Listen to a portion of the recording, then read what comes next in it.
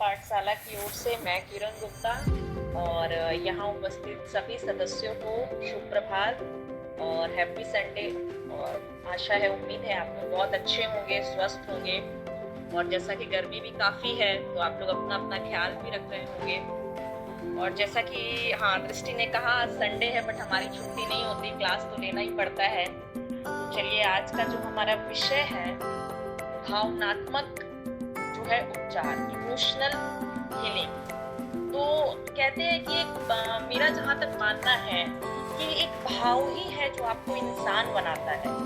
कहते हैं वरना अगर हम इंसान के अंदर अगर भाव नहीं रहता तो फिर हम तो पत्थर ही होते, रोबोट ही होते और मशीन ही होते। तो इंसान को इंसान जो बनाता है वो एक भाव है। आपके अंदर का जो भावना होता है वही आपको इंसान बनाता है और इसी से आपकी इंसानियत का पता चलता है।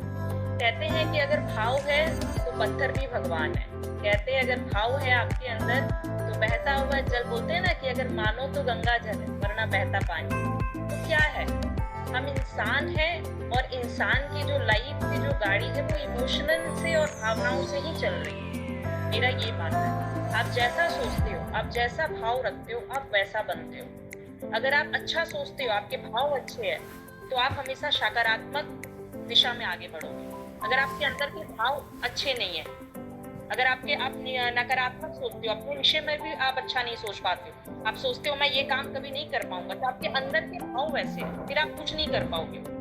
कहते हैं कि आप जैसा सोचते हो आपका बॉडी वैसा ही केमिकल रिलीज करता है, वैसे ही शरीर के आपके हार्मोन्स एक्टिव होते हैं। आप अच्छा सोचोगे तो आपके अंदर जो है पॉजिटिव हार्मोन्स जो है वो होते हैं। तो उससे आपका क्या है, भाव से ही सब कुछ। अब यहाँ पर मैंने एक एग्जाम्पल के थ्रू आपको पहले भी बताया था और ये बहुत अच्छा ही एक उदाहरण है और ये बिल्कुल एक रियल उदाहरण भी है जो कि मैं फिर आप लोग सभी सदस्यों के बीच साझा करना चाहूंगी। कि आप जैसे समझो कि कुछ कैंसर के पेशेंट को दो ग्रुप में बांटा गया, group A and group B. Okay, और दोनों को सेम लेवल के स्टेज का कैंसर है। ग्रुप ए वालों को एक रूम में रखा गया, ग्रुप बी वालों को एक रूम में रखा गया। ग्रुप ए वालों को ये कहा गया कि आपके पास समय कम है, अब आप नहीं बच सकते हो, अब आपकी लाइफ कुछ दिन की है, आपका मरना तय है। और ग्रुप बी वालों को ये बताया गया कि आपको कैंसर है बट अगर आप पॉजिटिव सोचोगे, अच्छा सोचोगे तो आपके रिकवर के चांस है। तो ये पाया गया, इस रिसर्च में ये पाया गया कि जो ग्रुप ए वालों को कहा गया था उनके अंदर तो निगेटिव भर दिया गया कि आपके पास अब कोई चांस ही नहीं, आप मरोगे अब। तो उनका जो भाव है, उनका जो मन है वो वही चीज को सोचने लगा। और समय से पहले क्या हुआ, जहां उनको 6 महीने जीना था वहां 3 मंथ में ही उनकी कंडीशन पूरी खराब हो गई। और जहां ग्रुप बी, जिनको ये बोला गया कि अगर आप पॉजिटिव सोचते हो, अच्छा सोचते हो तो आपके रिकवर के चांस ज्यादा है, तो ये पाया गया कि जहां वो 6 मंथ के अंदर ही मरने वाले थे वहां उनकी लाइफ जो है, उनका जो टाइम ड्यूरेशन है वो बढ़ गया, वो धीरे धीरे स्वस्थ होने लगे। तो कहने का मतलब ये सिंपल सा है, ये रिसर्च से ये पता चलता है कि आप जैसा सोचते हो वैसा ही बनते हो और वैसा ही आपका मन काम करता है। इसीलिए कहा जाता है अक्सर ये चीज, अब तो ये डॉक्टर्स भी मानने लगे कि अगर कोई रोगी व्यक्ति है, अगर कोई जिसको ऐसा एक असाध्य बीमारी है जो कभी ठीक नहीं होगा, तो डॉक्टर भी ये कहता है कि आप उसके आसपास एक सकारात्मक, बोलते हैं ना, इन्वायरमेंट, पॉजिटिव इन्वायरमेंट बनाकर रखिए। क्योंकि जहां पर कभी कभी दवा काम नहीं आती है वहां दुआ काम आती है, शब्द काम आते हैं। आजकल बोलते हैं ना, मेडिसिन भी फेल हो जा रही है। ऐसे अगर शब्द अगर आप पॉजिटिव रहोगे तो बोलते हैं हमारा बॉडी हमें खुद अंदर से हील करना स्टार्ट कर देता है। तो ये अक्सर देखा गया है, आजकल ये चीज पे बहुत रिसर्च भी हो रही है। तो कहने का सिंपल सा मतलब है कि आप जैसा सोचते हो वैसा ही होते हो। तो अपने विचार हमेशा आपको अच्छा रखना है, भाव जो है आपके हमेशा अच्छे होने चाहिए। जैसे आज देख लो, आज अगर आप बड़े बड़े हॉस्पिटल्स में जाओगे तो एलोपैथिक डॉक्टर्स डायरेक्ट बोल देते हैं इस बीमारी का कोई इलाज नहीं है, तो पेशेंट तो वहीं पर आधा मर जाता है।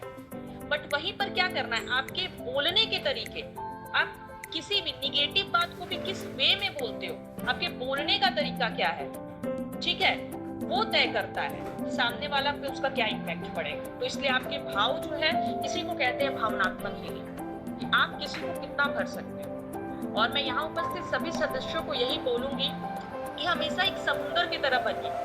क्योंकि कहते हैं ना कि समुंदर ऊपर से एकदम शांत रहता है, लेकिन उसके अंदर जो गहराई में क्या उथल-पुथल है ना, वो उसी को पता है। तो लाइफ में हमारी क्या उथल-पुथल हो रहा है ना, ऊपर से ऐसे रहिए कि किसी को पता ना चले, और ऊपर से आप ऐसा बनिए कि आप दूसरों के लिए इमोशनल हीलिंग का काम करें। खुद आप चाहे जैसे भी हो, दुख में भी हो ना, तो वो भी बोलते हैं ना कि खुद के लिए जिया तो क्या जिया। तो लाइफ में क्या कीजिए, ठीक है, हमारे लाइफ में, सबके लाइफ में दुख होता है, बट कहते हैं कि जो आपसे भी बहुत भावनात्मक रूप से कमजोर है, हमेशा उसका सपोर्ट बनिए, और हमेशा इमोशनली हम लोग को, जब हमें भी देखो, हमें भी जब बहुत हम दुखी होते हैं, तो कोई अगर हमें इमोशनली सपोर्ट करता है, 2 शब्द मीठा कह देता है ना, तो हमारे अंदर एक ऊर्जा आ जाता है, पॉजिटिविटी आ जाती है। तो यही चीज करना है, हमें भी ऐसा ही बनना है, बहुत ज्यादा इमोशनली वीक भी नहीं बनना है, और जो आपसे वीक है उसका सपोर्ट करना। तो यही है भावनात्मक हीलिंग।